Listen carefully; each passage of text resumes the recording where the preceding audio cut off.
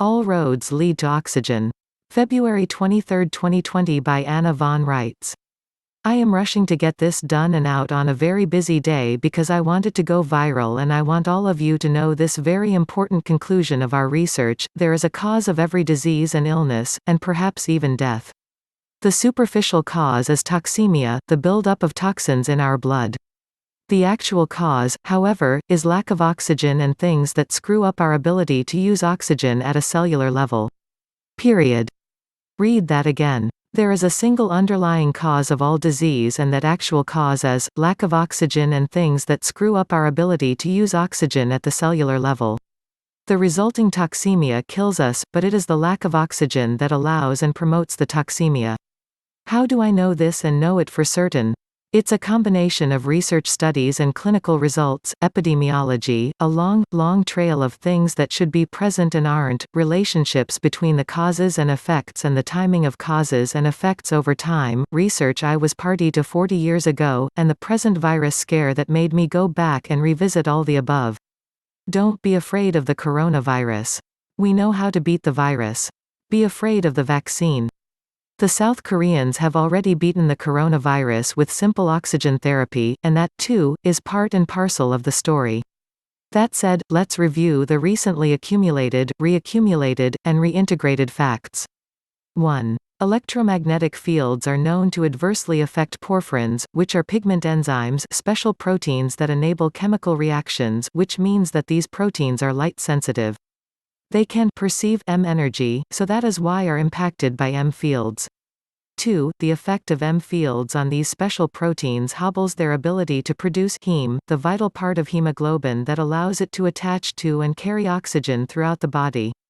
A portion of our hemoglobin is disabled outright, and a portion is normal, and a portion is crippled, but still functioning to a degree. 3. So raw, unmodulated M fields, which are what we are bathed in 24/7, inhibit the ability of our blood to carry oxygen to our tissues and cells, which then interferes with everything else. 4. The more we are exposed to high-intensity M, the more severely our blood and its oxygen-carrying capacity is impacted. There is the real danger of 5G and the reason it kills, whether it is overtly weaponized or not.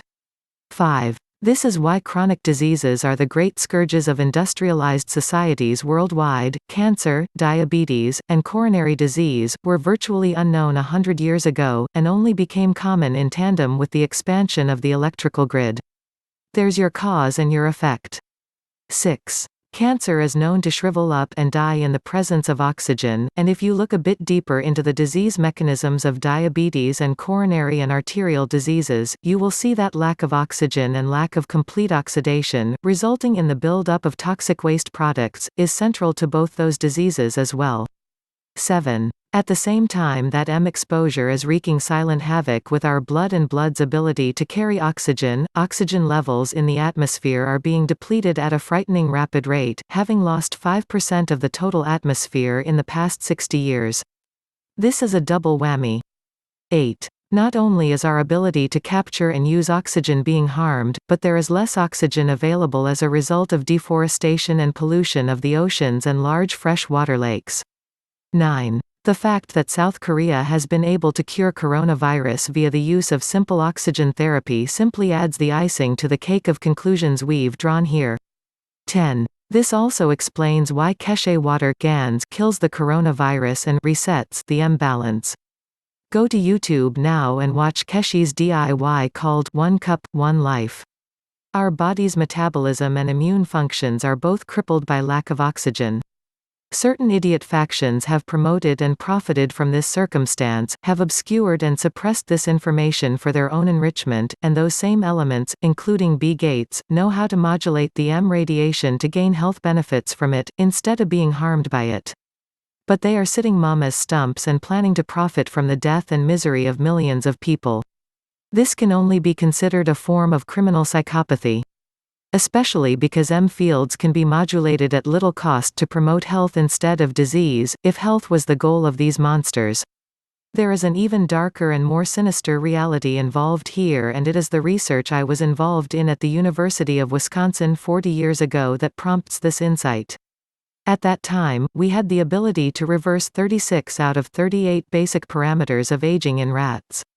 We could and did take very elderly rodents, shoot them up with a chemical cocktail, and have them back, zipping around their cages and mazes like youngsters, and that was 40 years ago, but two factors eluded us.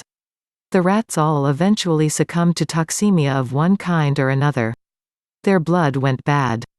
Two factors explain why: 1. Unnatural exposure to unmodulated EM fields in the controlled laboratory conditions, lack of oxygen, leading to incomplete oxidation, and buildup of waste products, and 2. Lack of biotin, one of the then barely known or noted B vitamins. Biotin cleans up the most dreadfully polluted water, or blood, and does so in no time, if there is access to oxygen. What are the odds that B. Gates and their ilk have discovered the secret of eternal life short of being throttled by the rest of us? With access to sufficient oxygen, they avoid all the diseases and problems that plague the rest of the world, and with access to biotin, they have the means to clean up any toxemia that did develop. Then, indeed, the world would face an overpopulation problem, but not because of natural population expansion. The overpopulation would be driven by these selfish, profit-driven, more than half-insane criminally psychopathic creatures not dying at their appointed time. And they and their kind would eventually proliferate at the expense of the compassionate and sane.